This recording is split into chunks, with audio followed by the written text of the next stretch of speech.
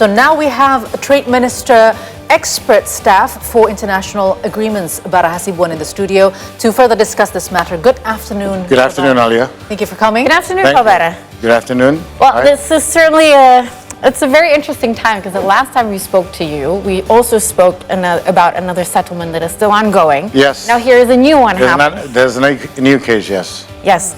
So could you shed some light, more details on the specific allegations made by the EU that prompted Indonesia to file this particular complaint? So, about March last year, so the EU imposed the so-called countervailing duty on our steel products, charging that the factory that is producing this product, which is located in Morowali, in Central Sulawesi, received subsidy from the government of China. Well, it is a Chinese company, and they're sort of alleging that this company, the factory, received subsidy from the government of China. So based on that, they decided to impose the so-called countervailing duty, on top of the existing duty. The existing duty was about 15%, and they imposed another duty on top of that existing duty, which was between 15 to 21%. So that sort of forced our government. We felt that it was an unfair practice by the EU, and because they could not come up with the specificity of what sort of types of subsidies that this factory, this company in Morowali received from the Chinese government. And this is the so-called transnational subsidy. So this is the first case ever being heard at the WTO on transnational subsidies. So this is totally unprecedented. So one, the EU just could not come up with the specific subsidies that the company and the factory in Morowali actually received, from the Chinese government. Yeah. And even if there's a transnational subsidy involved in this project, it does not violate the provisions within the WTO. So it's actually not in line with the WTO rule, is it? So the countervailing duty is not in line. It violates provisions of the WTO, yes. That's why we felt compelled to file a case at the WTO. So the case, in May this year, the WTO formed the so-called dispute settlement body to look into the case. Yeah. And then in September, the members of the panel were chosen. So the proceedings on the DSP have been underway, and they will take about a year or a year and a half before they come up with the ruling over the so-called report on the dispute. It's quite the stretch of time. If Yes. you think about, so many things can happen in between time, and so much loss can also, be gain. It's not gain, but it's actually, there's a lot of losses that can happen during this. So we feel that the main reason why the EU imposed this duty was actually they were concerned about The locals. No, about the rise of the Chinese steel industry. But this is an Indonesian industry. This is an Indonesian steel industry. This is the factory is it is a Chinese owned by the Chinese company, but it's located in Indonesia. So we feel that this is part of our local steel industry. Yeah. And maybe they felt compelled to impose this in order to protect their own local industry. Yeah, certainly this is going to crater the competitiveness of Indonesian products. Yes. And how many have we ever calculated the loss of that? The loss as of this year, as of today, is about 40 million euro. 40 million euro, yeah. From the previous? From the previous year, compared to the same time previous year, yes. It's about 40 million. Okay, euro. now when we wait for 1 to 1.5 years, have we sort of anticipated what would be the outcome of this? Let's say if the EU is going to be accepting, the WTO is accepting what the EU is now saying to Indonesia, what would be our mitigation towards that? Well, at the same time, we are also in the final stages in a negotiation with the EU on the so-called Comprehensive Economic Partnership Agreement. So the negotiations have been going on for the past 9 years, but now we're in the final stages. So we're hoping that we can complete the negotiations within the next few months. So we're also using that avenue, the ongoing negotiations, to also try to convince the EU that they should drop this duty. Okay. You know. But what about the others, like the palm oil? We also have problems with palm oil. The EU saying, something about our palm oil, as well as the nickel that we banned. So prior to this case, we had two cases. The nickel that is still ongoing. At the WTO, one was the nickel, which is still ongoing. Now we're waiting for the appellate body to be formed by the WTO. And the second case, and we filed that case against the EU, is the CPO case, the crude palm oil. So we are now awaiting the decision by the dispute settlement body, and the decision should come anytime soon, within this month. So one interesting factor that you mentioned before is you mentioned that this is a Chinese-owned company, but it is part of the steel industry in Indonesia because it employs Indonesian people, and the materials are from here as well. Yes. And my question is, why do you think they feel the need to impose extra duties? Do they actually impose these duties to Chinese factories directly as well? Outside of Indonesia, we know that. Outside of Indonesia, because you mentioned that we're not aware of any similar duty imposed on other factories located in other countries. If we see the EU sort of website saying that it's not only Indonesia, there's also Vietnam, there's also Taiwan and Turkey. Do you think it is the same case?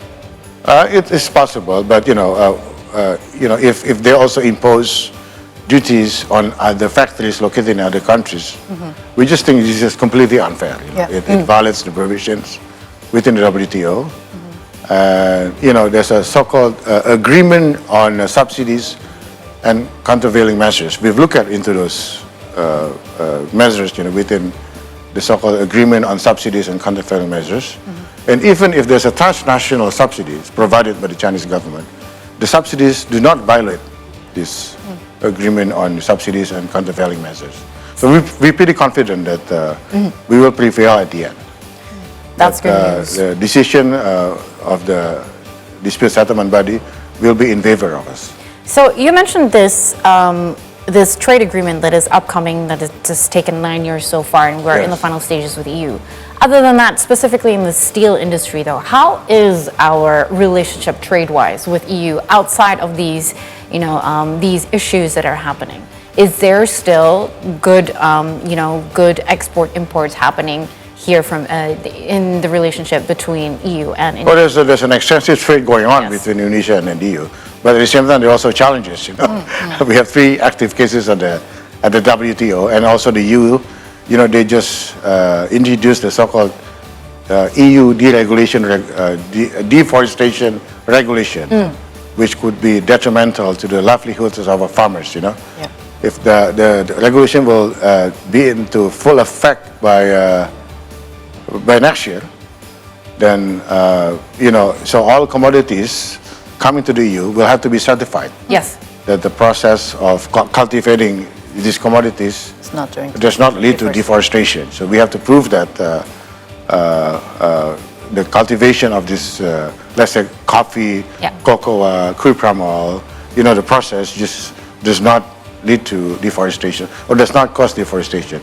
I think it'll be hard for our farmers, all over Indonesia to meet the standards imposed in the EU deforestation regulation.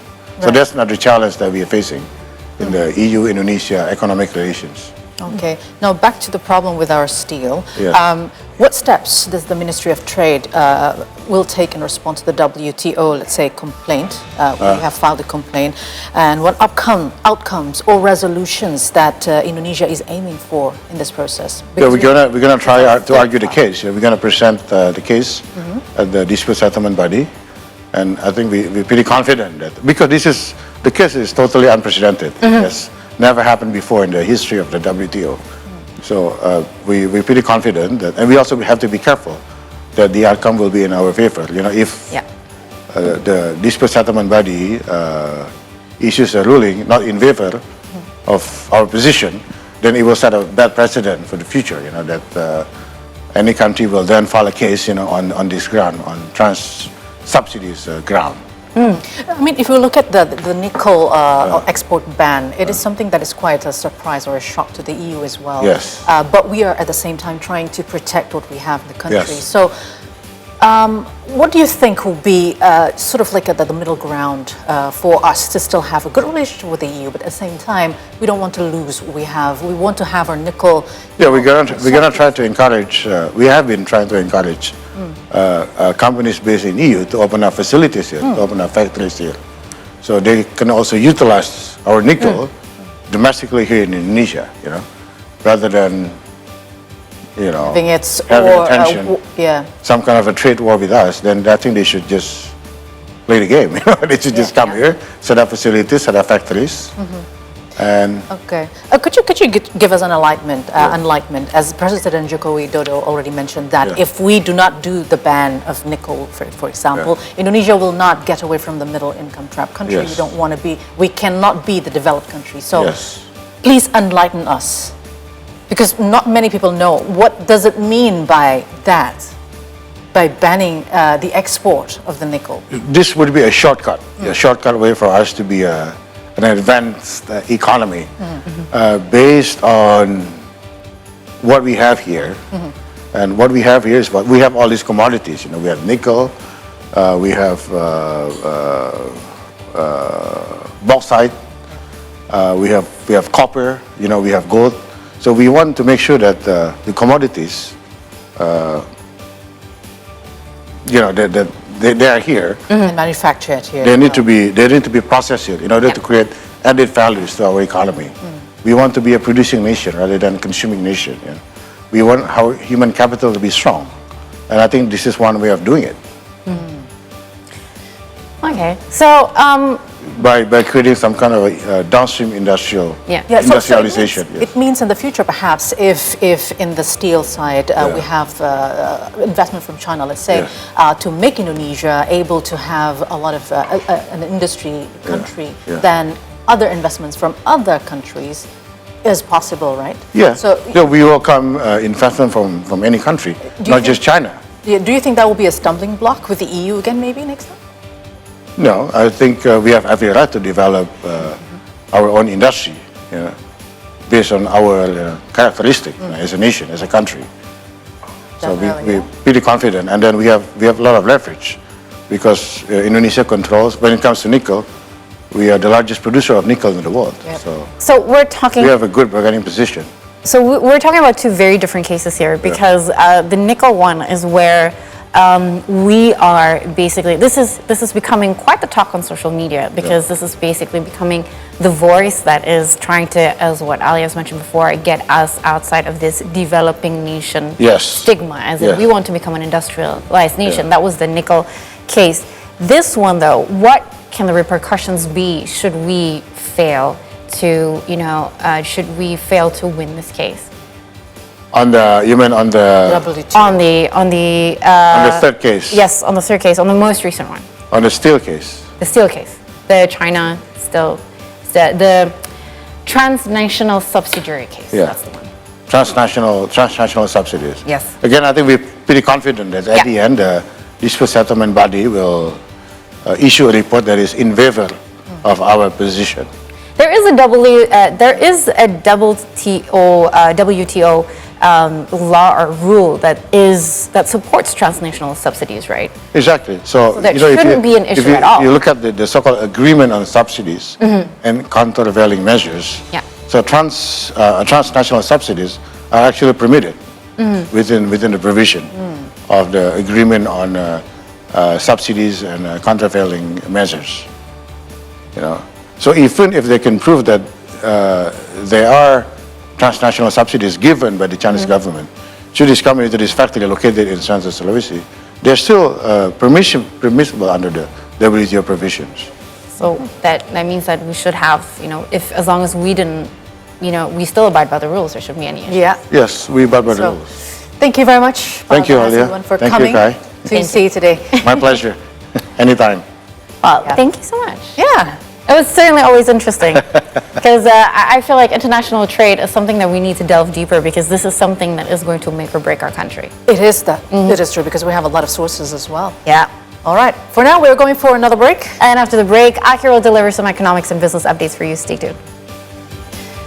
Bara, thank you Thank so you, much. ladies.